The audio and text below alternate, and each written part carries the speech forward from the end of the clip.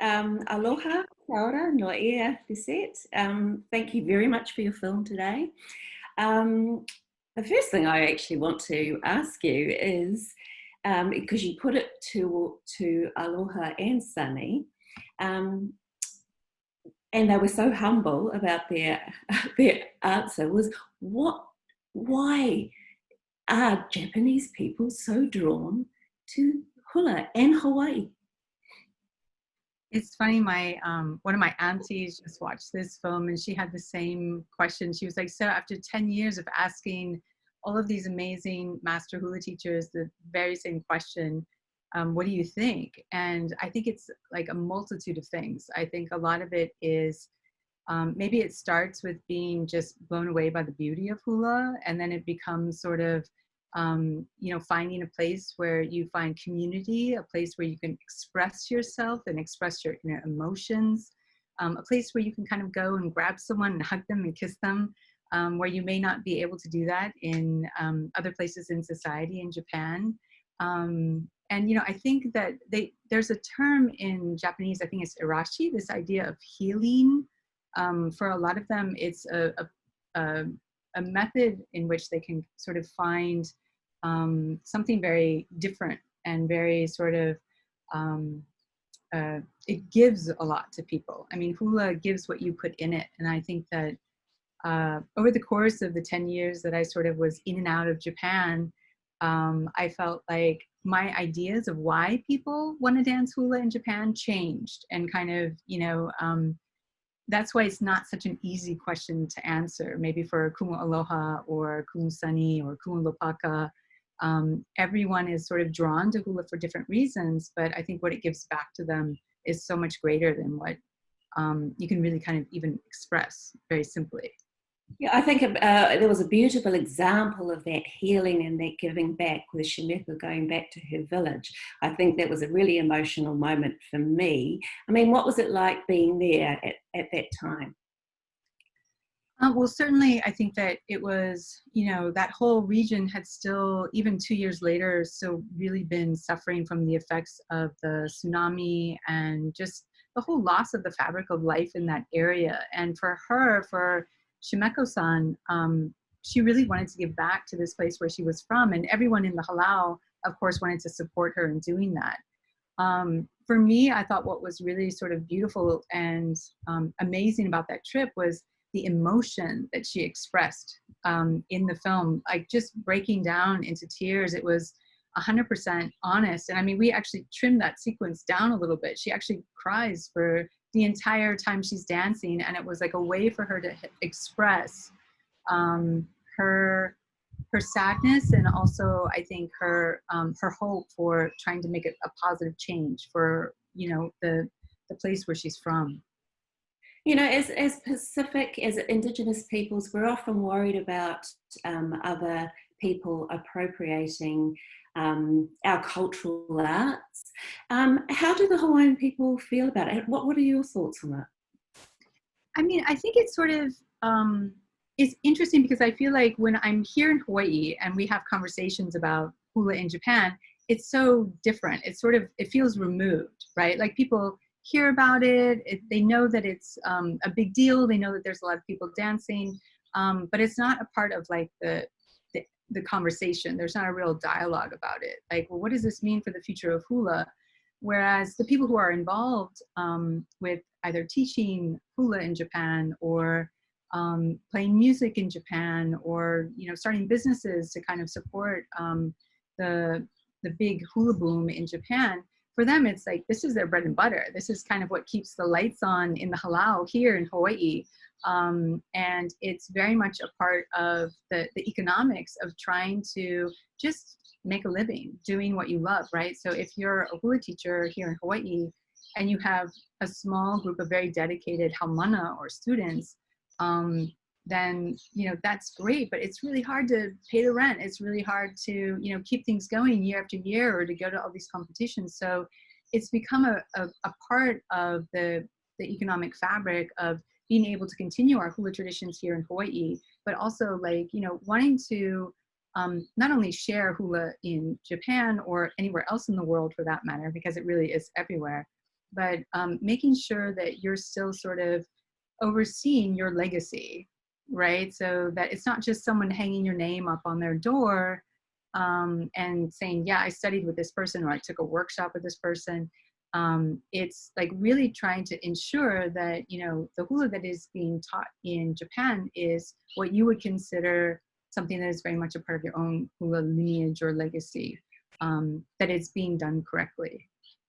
And you're a hula student. I was reading that you've got a real you've been doing it for quite some time now.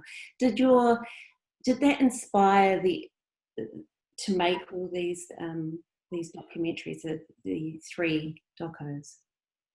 Yeah, I mean, I wish if I could go back in time and maybe have a little chat with myself way back in the late 90s, when I said, I'm going to do 3 films about hula. I want to do a trilogy, because a trilogy is very meaningful in hula. I wish I could have just given myself a little bit of a warning of how long that would actually take to accomplish. But certainly I feel like through my own hula studies and through making films about hula, they both sort of inform the other. So, you know, my first film was about hula away from Hawaii on the continent in California. And, you know, the people that I met there, you know, one of the subjects of that film became my kumahula. I actually ended up studying with him. And at the time I lived in New York, so I was going back and forth between New York and San Francisco. But that's what I find sort of really lovely about this whole process, is it feels very organic. It feels like one film sort of feeds into the next film. And all of the people who helped me with the first film are invested in sort of, you know, pushing me along and helping me out with the next film. So I sort of feel like, for me, like I thought Tokyo Hula actually would be the second film in the trilogy, which is interesting. And it became the last film. But from the first film, I was showing it in festivals, and it played on public television here in the States. And everyone was really shocked to see men dancing hula. And I thought, okay, well, that's a problem. Maybe I'll make a film about, you know, that, because I really want people to understand that men have a huge part of our hula tradition.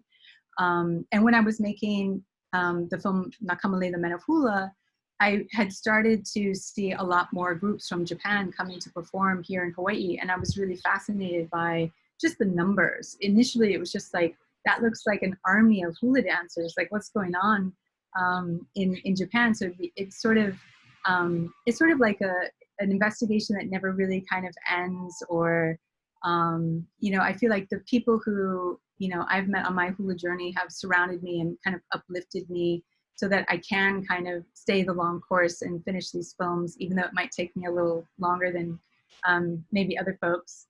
But yeah, no, it's been, I feel like I've got hula on the brain 24/7. So it sort of makes sense that my film work and, you know, my own hula studies are sort of, they go hand in hand. And I feel like every time I'm finishing a film, I'm also going through this very difficult process of what we consider sort of traditional hula studies, or going through an uniki.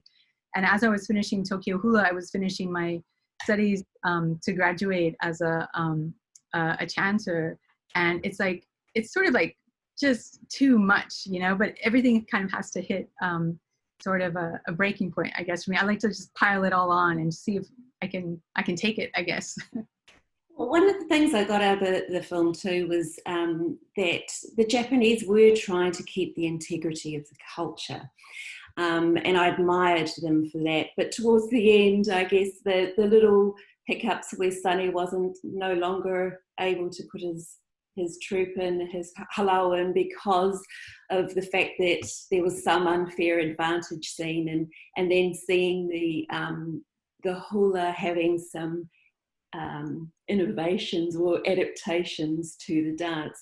I mean, what do you think about you know, that whole, the evolving of the art form?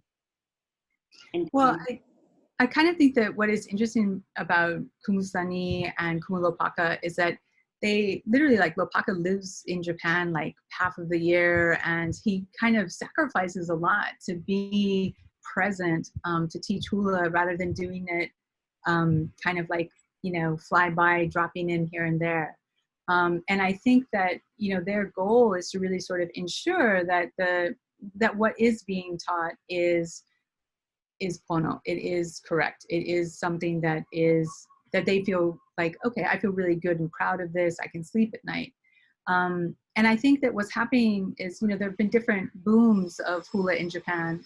And, there are still some teachers who don't have the training that, or don't have the blessing of maybe a Hawaiian kumu hula that, might have different ideas of what hula is. So I think even just their presence of being in Japan kind of helps sort of make sure that this, I don't want to say the standards, but that, that we're sort of able to make sure that, if you are going to do traditional hula or hula kihiko, or you're chanting, or you're learning the language, or you're, like if you're chanting something in Olelo Hawaii, it should sound like Olelo Hawaii and not something really, a Japanized version of that. And I really appreciate that they really want to make sure that, okay, if this is happening, and it is happening, how can we make sure that there are certain standards that can be upheld so that, this tradition can be perpetuated correctly. And I think like with anywhere, there's going to be different variations of that, right? Everyone's going to have like, there are going to be some groups that are not interested in doing the traditional stuff. They just want to pop in the CD, press play, and dance a pretty hula, put some flowers in their hair. And, that's okay. But, as long as everyone understands what that means. So if you're going into a competition, those judges at that competition are from Hawaii, right? So they are sitting there with their scorecards and they know what's what, and you're going to hear about it. So I think that it's evolved enough in Japan where people are interested in learning more about the culture. They're more interested in learning about the language. They're interested in all the different arts associated with hula. So, and they're perfectionists, right? Like they go all out. I wouldn't want to take a test, like in competition right next to someone, from Japan. They really are super dedicated and really, perfectionist. I feel like I'm a little bit of a perfectionist, but I can only do so much, right? So, yeah. I've got one of these, one of the questions that has come in is the hula tradition taught in this way in other countries? Well, hula is also in Europe. It is all over Mexico, and that's something that's super interesting, even though I don't want to make another movie about hula in another country because it's really challenging.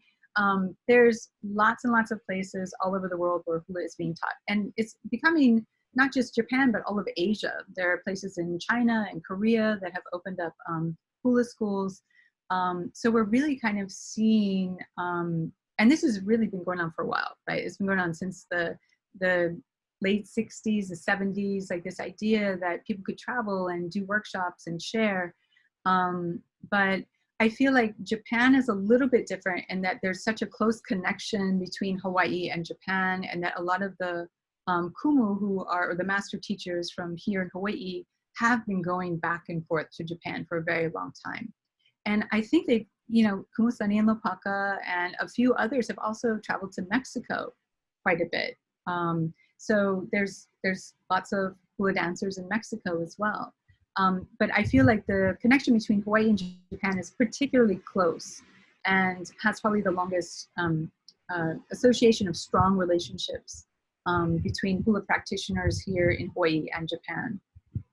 One of the things too that fascinated me in the film was, as Pacific people, we're used to smiling and having a laugh and having fun, and when we perform, that's an outlet.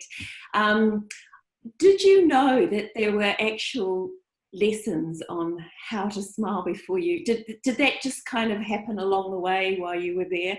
That fascinated me. It fascinated me too, obviously. That's why it's in the film. But I'd actually seen there's this beautiful magazine in Japan called Hula, which is like almost like a picture book. It's got big, beautiful, glossy pictures. And I'd seen an article about this woman who gives smiling workshops for hula dancers to help work on their smile. I was like, this is so interesting. I was looking at the pictures and the diagrams of the smiling exercises for the face. And I was like, okay, I have to meet this person. This is so cool. And she's really lovely. She's got this company called Eternal Smile. And I had no idea how involved all those exercises were. I thought it was going to be a couple little tips, like lick your lips or, keep your mouth wet, take a sip of water. It was like, here's how you can exercise like 20 different muscles in your face. And smiling at certain percentages so that it looks natural. So it was interesting because it made me think about like, how do I even smile? Like I've never even thought about it. But it was really fun. But as I was shooting that whole sequence, I don't speak Japanese. I don't really understand a lot of what's going on, but I didn't really need to. In that scene, I was like, this is really cool. I don't know what's happening, but visually this is so interesting to me, to kind of break down a smile into all these little tiny pieces and put it back together again. But now when I'm in hula class and I smile, even just naturally, like I do think a little bit about like those exercises. And for me personally, like when my first couple of trips to Japan, I'm the type of person that when I walk down the street, I just smile at people. You smile, you wake up, you see someone, even if you don't know them, you say hello. And when I did that in Japan, people looked at me like I was insane. They like I was a crazy person. So I was like, okay, culturally, I need to tone this down. Like I shouldn't laugh so loud. I shouldn't smile so big. I've got to kind of rein it in just a tiny little bit. And that's really hard, really, really hard. And so I guess it is a beautiful way that helps the Japanese express themselves when they're so, everything is so sort of orderly and conservative. Yeah. Yeah. Beautiful. It is all about expressing those inner emotions. I mean, you're telling stories and you have to tap into, any dancer, and that's every dancer in every line has to kind of tap into what are you trying to say? What are you trying to express? And everyone is going to bring something from themselves to that. That's the goal, at least. So you say this is a trilogy. Are you sure that this is the end of your hula filmmaking? I'm sure there's so many more stories. Well, I took a little break and I did a film about Hawaiian music and the Kamehameha School Song Contest, which was really fun. It was a nice little breather. And I think I'm going to, I kind of have an idea for the next project. And it's not necessarily hula, but there's a little bit of hula on the fringes. But the focus is a little bit different. So I'm so scared to say anything, but I don't know. I think hula will always be around in some way, shape, or form.